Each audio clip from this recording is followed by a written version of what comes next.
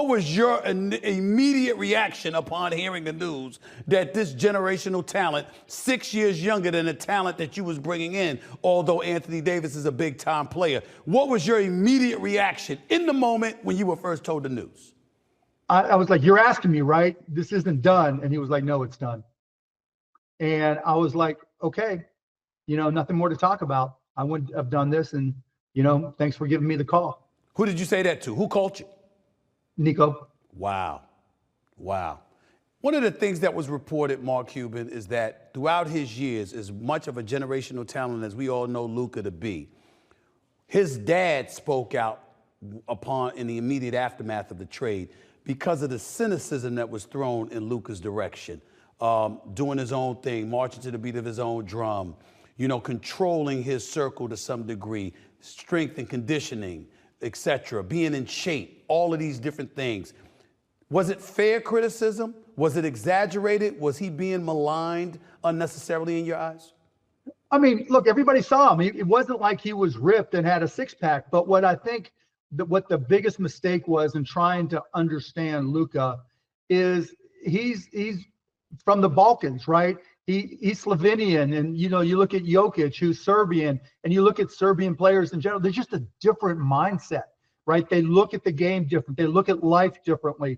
They're emotionally, the guys that I've gotten to know from that region of the world are different. And I think that was what was not considered as fully as it should have been. That you've got to understand what people are like, what their backgrounds are like, who they are personally, what their families are like, how they interact with other people. And from that part of the world, in my experiences, Luka was just, other than the basketball talent, he was just like every other guy. And, and I think that was one of the reasons he loves to play with the Slovenian team. He relates so well to all the other players from that part of the world. And, over the summers, that's who he's hanging out with. That's who he is. And so I don't think that we truly took the time to understand that. And I think that really led to this decision, and that really underpinned this decision, that lack of attention to that issue. And I think that's here we are. Mark, educate us when you say he was a bit different, not so much about him, but about those players from Europe compared to American players, and you say he's a bit different. Folks needed to understand that kind of thing. What are the kind of things that you noticed about him and about players from overseas, from Europe, et cetera, and how different they are? Not even overseas, the Balkan players, right? Balkan players. How are they different? If you've never seen a game in Serbia, okay, they're going, like Jokic has said before. Jokic said, oh, guys are yelling at me. No, dude, have you ever seen a game in Serbia and you watch them? That's where you see the videos of the entire stadium bouncing up and down. Right. And, look at Jokic's brothers. They're aggressive, right? They don't put up with anything. When we had Boban was a big teddy bear, but he could be aggressive too on the court. And so just that mindset that when you're on the court, your intensity is at a different level, and you see that with Jokic, you see that with Luka, you see that with other players, and that historically has been who they are. And you have to understand where people are from in the world. That culture, the culture you grow up in makes a difference into who you are as an athlete, as a professional in any sport, and as a business person for that matter. Is that good for the NBA in this day and age? Is it what's needed? Yes, it's great, right? Because, the beauty of the NBA is that we accept all cultures from around the world because, they're all different. And that's what makes us unique in that we're very, very accepting no matter where you are from. And I think it's amazing, And, when you see Luka, like when I went to LA with my son, when we played there against him for the first time, and I told him I was going to boo him when he was on the free throw line. So I did. And I was smiling and laughing. And he was, he got really intense because he's always really intense on the court. Always. You see his response to the referees. You see his responses to anybody.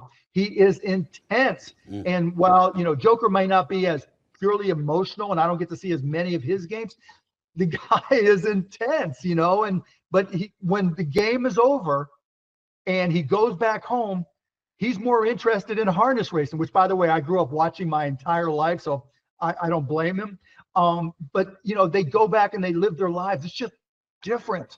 And you've got to accept those differences in players from that part of the world. And I think that was part of our mistake. Well, listen, the way you describe Luka and players from that part of the world, it sounds a lot like Mark Cuban, and I don't recall you being born in the Balkans. I mean, your intensity level, But let me you're just known tell for you, it. But go ahead. Let me just tell you, one grandparent's from Lithuania. Okay.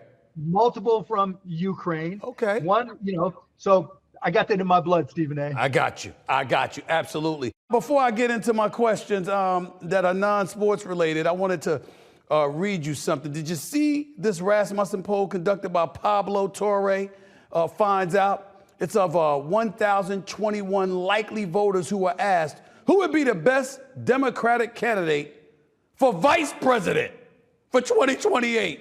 Would you check out this, please? What's your reaction to this right here? Mark Cuban is leading the race for vice president. To spell my name first. It's M-A-R-K. There we go. That's right. That's what they did. That wasn't us. That was them. I ain't playing second fiddle to nobody. Damn right. So, but if I ever do decide to run, which won't happen, Stephen A., you can be my VP. No, if you ain't playing second fiddle, what would make you think I want to play second fiddle? I'm not doing that. Because that's who you are, bro. That's who you are. I'm second fiddle. That's what you're telling me. Yeah. Go. Never mind. Listen, at least chief of staff or secretary of state or something, not the vice president, man, not the vice president. But let me ask you this. You've been a vocal critic of President Donald Trump, but revealed on the All In podcast that he reached out to you in 2024 and offered you a position in his administration. First of all, in what capacity was that? And did you ever consider it? No, he didn't offer me in a position ever. Okay. So that never happened. Okay. But back in his first administration, I went and talked to him and talked to others about helping with healthcare. And I've actually talked to people in the administration now, bringing up just basic things about healthcare and pharmacy pricing because of our success with costplusdrugs.com. And so, look, I'm all about Team USA. Whatever I can do to help this country, I'm going to do it. It's like sports. I played rugby forever. You beat the hell out of each other during the game. After the game, you have a beer. This is, my mind the same way. If I can help cut the cost of healthcare in the United States of America, doesn't matter who the president is, whether I like him or dislike him, I'm going to do what I can. How do you feel about what he's been doing so far? Not just in the first 72, 73 days, but specifically with this whole tariff war he's created. What are your thoughts about that? Yeah, I think that's a problem. I think he and Elon aren't aligned in their thinking. I think Elon's first goal is to reduce the deficit.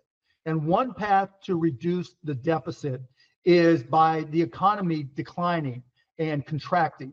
The idea is that if the economy contracts, then you have to reduce interest rates in order to, get it fired back up again. Okay.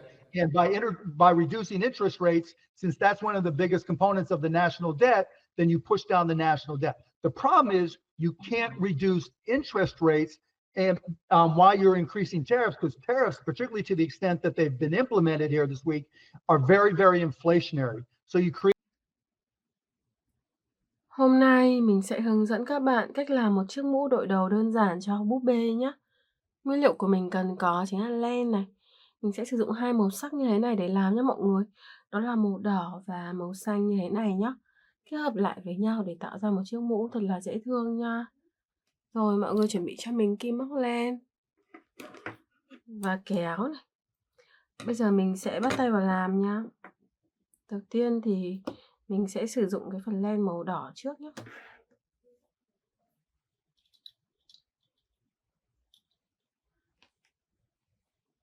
Bây giờ sẽ gỡ len ra để sử dụng.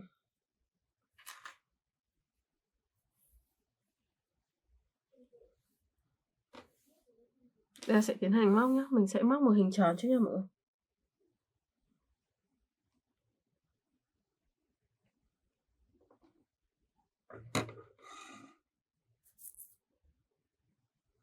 Đây mình sẽ móc vào.